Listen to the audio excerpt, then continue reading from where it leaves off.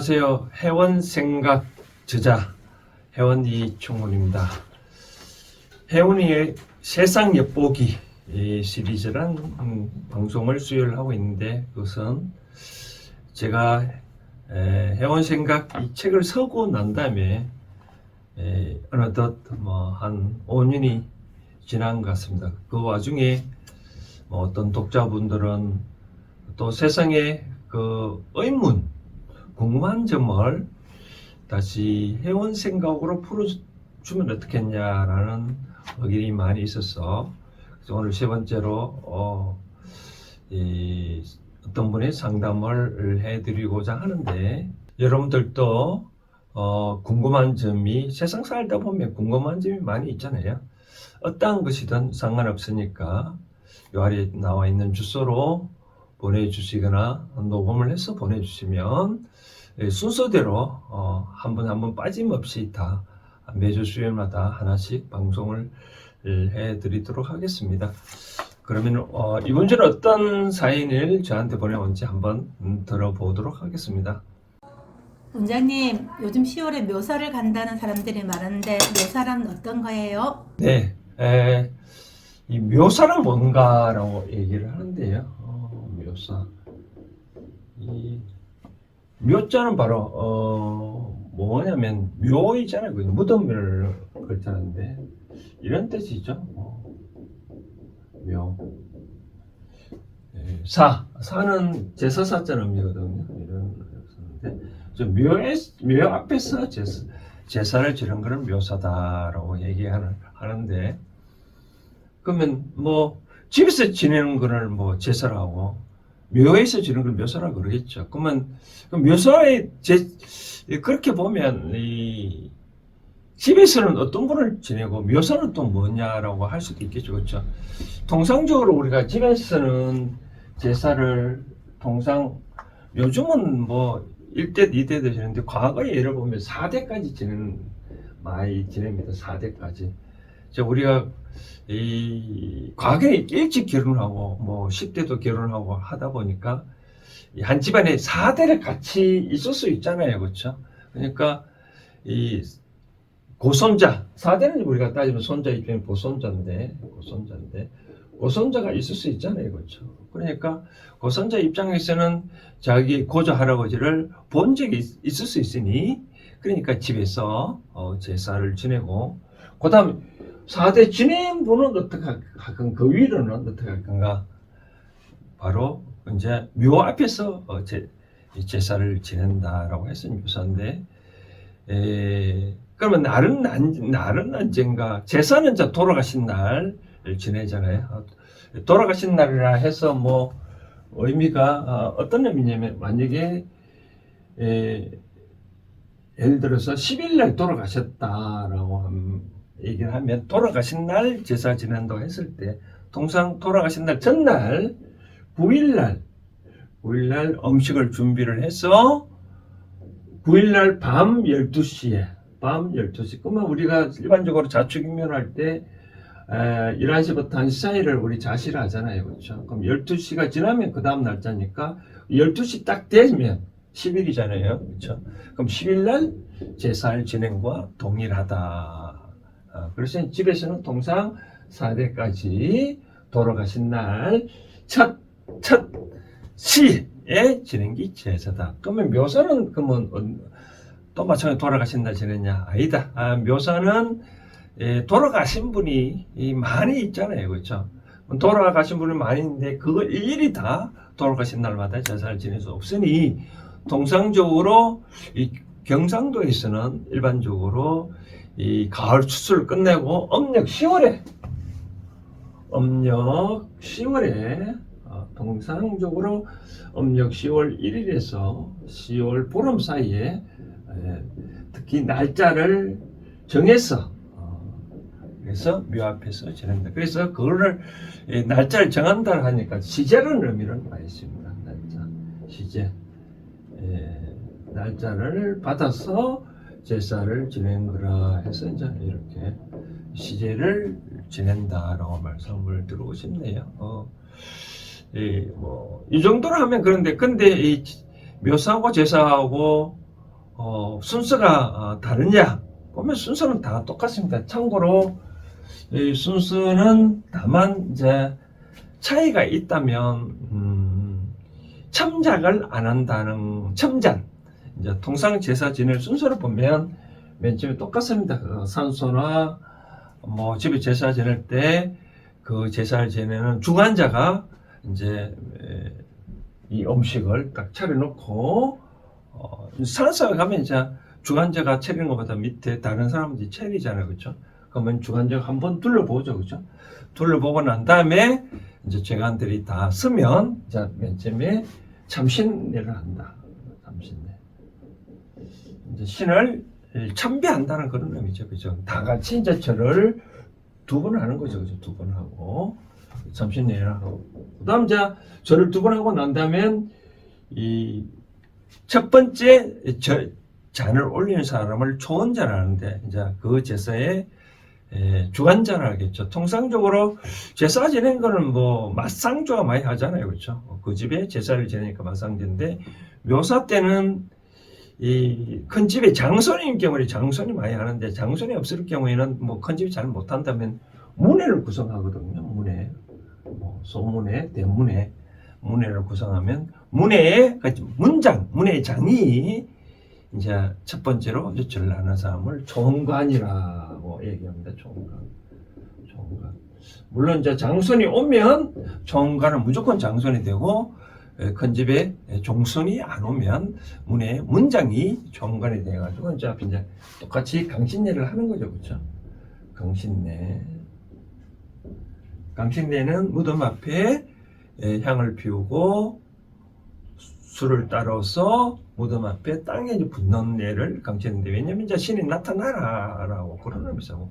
그러고 난 다음에 강신례를 하면서 절 두 번 하고 술잔 올리진 않겠죠, 그렇죠?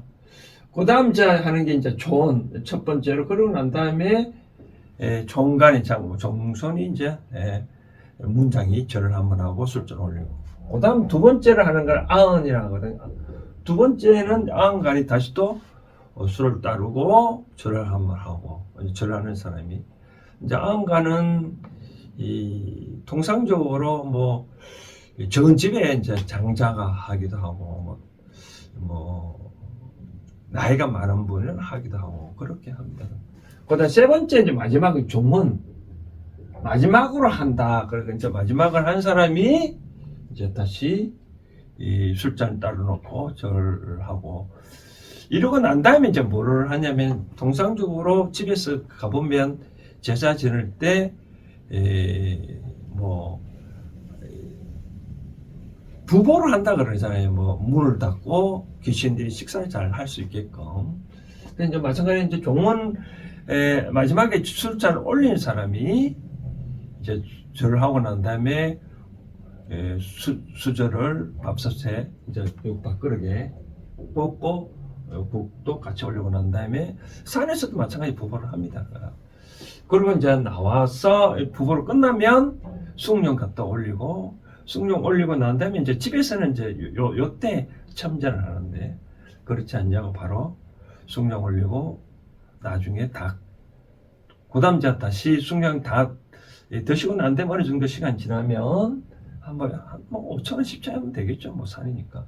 그 다음 뚜껑 다 닫고 물론 저 삽시에도 하죠. 그 다음 이제 나중에 다 같이 다시 참신절을 하면 이렇게 통상 제사 지내는데 산에서도 마찬가지 이렇게 한다라고 말씀드리고 싶고, 그러면 왜 이렇게 묘를 지낼까라고 보면 이 조상에 대한 그 언덕을 기리는 거죠, 그렇죠? 이제 이 처음에 이제 우리가 여기 총관이 술잔 올리고 난 다음에 충문을 올리거든요. 충문을 읽는데 충문을 읽는 걸 보면 그걸 독촉이라고, 독충문, 독축이라고 얘기를 하는데, 제사 지낼 때 다 충문을 읽잖아요. 근데 충문 내용은 조금 차이가 납니다. 어떤 차이가 난다면, 제사 지낼 때는 그날이 이 제사날이 이제 조상님이 돌아가신 날, 세월이 바뀌어서 조상님이 돌아가신 날, 그 부모의 정을 조상이 정을 잊지 못해서 음식과 술로 제사를 지낸다고 이제 풀이하면 그런데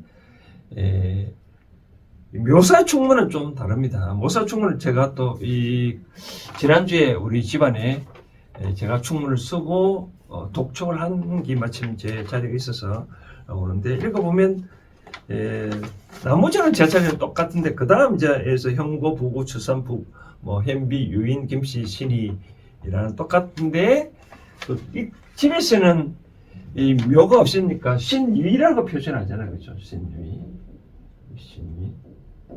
그건 이제 무덤 앞에 지내니까 누구 지 묘라고 이런 표현을 쓰죠, 그렇죠? 묘 앞에서 이렇게 제사를 지낸다. 그런 지묘로 쓰고 그다음 아까 말한 휘일부림이 아니라 기서유역, 기서유역 다시 써드릴까요? 한글로 써드릴게요. 기서유역, 기서유역. 기서유역이란 말은 해가 밖에서 어느덧 그런 뜻입니다. 기서유역. 그 다음 어느덧 기서유역 상로 서리상자 이설로 서리와 이설이 상로 기강 내린다 이라는 표현을 씁니다. 상로 기강. 그 다음 보니까 첨서 복령 이설이 내리고 이설과 산서리가 내리네요. 그 다음 첨서 복령이라는 단어를 썼는데 첨서 복령. 이 첨자는 쳐다본다는 뜻이고요. 소는 선다는 의미. 그러니까 청소한다는 그런 의미겠죠. 청소.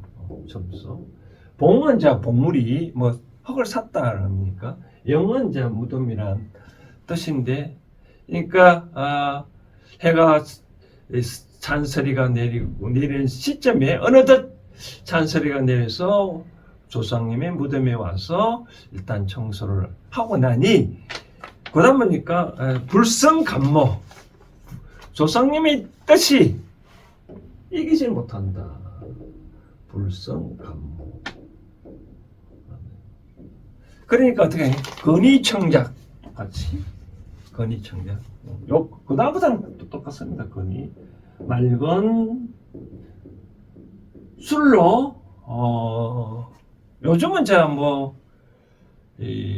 간편식으로 과거에는 국하고 큰 지조 할아버지는 다 국하고 밥하는데 요즘은 또 코로나 시대 때 지내서 식사하면 뭐하다 해서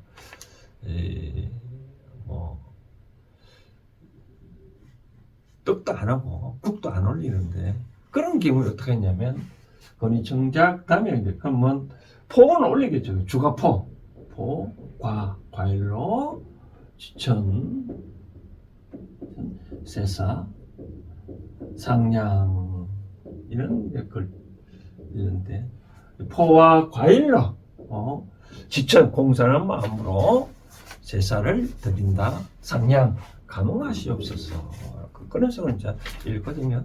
그런 뜻으로 풀이해 보면 집에서는 제삿날이 돌아와서 부모의 정을 잊지 못해서 음식으로 술과 맑은 술과 음식으로 이제 제사를 드린다 감흥하라는데 묘사 때는 충분히 조금 이렇게 좀 차이가 있다. 아까 말한 대로 첨서 복령 무덤을 찾아와서 보고 성수하고 흙이 무너졌으면 흙을 다시 좀 해고 깨끗이 단장한다는 거죠. 단장을 하고 나니까 조상의 언덕이 감히 사무친다 그죠? 사무치니까 그 마음으로 이렇게 과일과 풀로 식사를 한다, 제사를 드린다 그런 뜻입니다. 과연 이걸 왜 우리 조상님들은 했을까요? 과연 여기에 혼이 있고 그럴까요? 저는 개인적으로 뭐냐면 한 조상이잖아요. 한 조상이면 옆집에 열심히 살아오다 보니까 나중에 이 묘사 때 보면 옆집에 우리 같은 종신에 그런 말 하잖아요. 그러니까 저는 어떤 의미냐면 조상님이 이렇게 묘사나 제사를 하게 된 배경은 우리의 조상이 누군지 한번 만나보라. 만나보라. 내가 누군지, 우리의 이웃은 누군지 만남을 보라. 하나의 방편이지 않을까. 방편이지 않을까. 그럼 만약에 무덤이 없는 사람은 조상 어떠냐? 그러면 묘사를 지낼 필요 없는 거죠. 이같이 무덤을 표시를 뭐 하는 것은 제 나중에 책에도 그렇게 써놨는데 우리 딸 아이가 뭐 저보고 돌아가시면 무덤 어떻게 할 건가? 어디에 있으면 좋겠냐? 등등 묻는데 저는 그때 답을 이 무덤이라 뭐 말하는 것은 하나의 메모리탑이다. 메모리탑. 그러니까 여러분들이 부모에 대한 그것을 기억하기 위해서 하는 거니까 자식들이 알아서 편안한 장소에 부모의 뜻을 부모를 기리는 위해서 하면 되는 거지. 특별하게 의미가 있겠느냐. 이렇게 조상이 이렇게 기억을 하기 위해서 무덤에 해놨으면 그런 많이 후손들이 와서 그날만은 우리의 친척이 누군지 한번 만나서 얘기도 하고 맛있는 식사도 하고 그런 뜻에서 이렇게 했지 않았을까. 안 그러면 뭐 같은 핏줄로 타고 온 사람들이 다 원수처럼 지낼 수 있잖아요. 따지고 보면 이웃 사촌인데 남과 같이 지내면 좀 그렇잖아요. 그러니까 화목하게 같은 민족끼리 잘 지내라. 그런 방편이니까. 여러분들도 같은 조상을 해서 시조 할아버지가 있다면 뭐 옛날엔 성원에서 많이 제사를 지냈거든요. 성원에서 지내고. 하여튼 이런 방편이니까. 여러분들 그런데 이 방편을 할 때 뭐 어떤 식으로 앞으로 계속할 건가? 뭐 편한 대로 하면 되겠죠. 뭐 특정한 날 잡아서 조상의 무덤 가서 좋고 무덤은 아니더라도 특정 장소에 만나서 과거에 우리 조상은 어떤 분이었다, 어떤 역할을 했다라고 서로 나누어 가지면 좋지 않겠나 생각되어집니다.